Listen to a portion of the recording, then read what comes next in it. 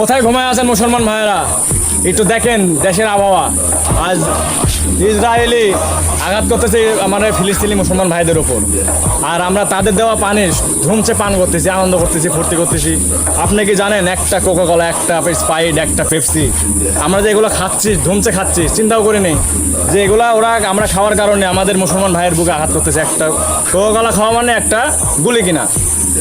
Mojo খান, যে Mojo একটা খালে এক বোতল প্রতি 1 টাকা ফিলিস্তিনি অনুদান পাচ্ছে, আমার মুসলমান ভাইয়েরা অনুমোদন পাচ্ছে, তার উপকারে আসতেছে। আপনাদের রক্ত কি কথা কয় না? আরে যুদ্ধ যাতে না পারেন অভিশাপ দেন, দূরে থেকে ঘৃণা করেন, তাদের প্রত্যেকটা পণ্য পরিহার করেন, প্রত্যেকটা খাদ্য আপনারা বয়কট করেন। কোথায় ঘুমে আছেন আপনারা? আজকে এই যে সামনে ঈদ, এই ঈদ উপলক্ষে তাদের কোনো আপনারও হৃদয় কাঁপবে। আমার সাথে সুর মিলান। নারে তাকবীর।